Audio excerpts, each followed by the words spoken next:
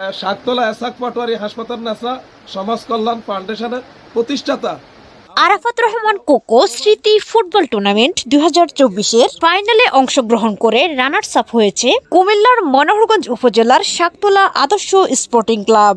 শাকতলা এসাক পাটোয়ারি ও হাসপাতাল নেসা সমাজ কল্যাণ ফাউন্ডেশনের পক্ষে ফাউন্ডেশনের প্রতিষ্ঠাতা ও সভাপতি মাওলানা মোশাররফ হোসেন পাটোয়ারির উদ্যোগে রানার্স আপ হওয়া খেলোয়াড়দের সংবর্ধনা প্রদান করা হয়। ফাউন্ডেশনের প্রধান উপদেষ্টা আমির হোসেন পাটোয়ারির সভাপতিত্বে অনুষ্ঠানে প্রধান অতিথি হিসেবে উপস্থিত ছিলেন মনোহরগঞ্জ উপজেলা পরিষদের সাবেক 2 বারের চেয়ারম্যান এবং মনোহরগঞ্জ উপজেলা বিএনপির 4 বারের সফল নির্বাচিত সভাপতি জনাব আলহাজ ইলিয়াস পাটোয়ারি।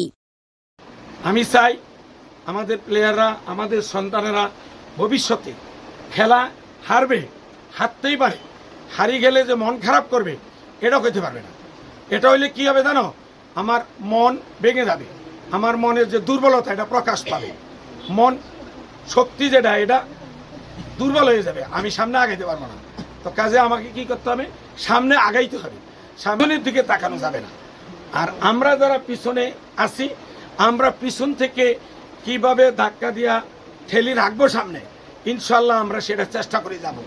বিশেষ অতিথি হিসেবে উপস্থিত ছিলেন ফাউন্ডেশনের সহসভাপতি জনাব খলিলুর রহমান পাটোয়ারি।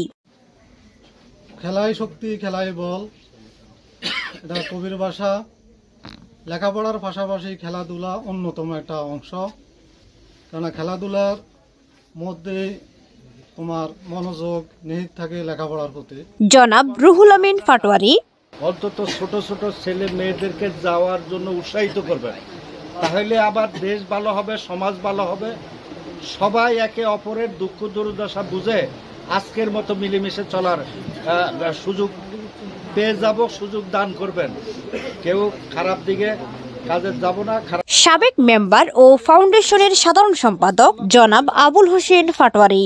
শাকতলা এসাক পাটোয়ারি হাসপাতাল নেসা সমাজ কল্যাণ ফাউন্ডেশনের প্রতিষ্ঠাতা আমার শ্রদ্ধ বড় ভাই মাওলানা মোশাররফ হোসেন পাটোয়ারি, ওনার এটা একটা ভালো উদ্যোগ। উনি আসলে ছোটকাল থেকেই এইভাবে ছোট ছোট কিছু কিছু ভালো উদ্যোগ নিয়েছেন। এখানে আমাদের এই উদ্যোগটা নিয়ে আরেকটা উদ্যোগ, এখানে এতিমখানা দিয়েছেন। আসলে অনেক উদ্যোগটাই উনি যদি এলাকায় থাকতেন আপনাদের সাথে আরো সুন্দর হইতো, আরো ভালো হইতো। তো ওনার কর্ম উনি চলে গেছেন, ওখান থেকেও যতটুকু সহযোগিতা পারে আপনাদের কাছে এইগুলা পাঠায় এবং আপনাদের খোঁজখবর নেয়, উনি ওনার জন্য দোয়া করবেন। জনাব ওমর ফারুক আনসারি। এ সময় অন্যান্যদের মধ্যে উপস্থিত ছিলেন ডাক্তার দেলোয়ার, ডাক্তার তুহিন, মোহাম্মদ শাহজাহান, জনাব দুলাল মোল্লা, রাকিবুল ইসলাম পাটোয়ারি, মহিন পাটোয়ারি, শাকিল হোসেন, মোহাম্মদ পারভেজ হোসেন সহ স্থানীয় গণ্যমান্য ব্যক্তিবর্গ এ সময় উপস্থিত ছিলেন।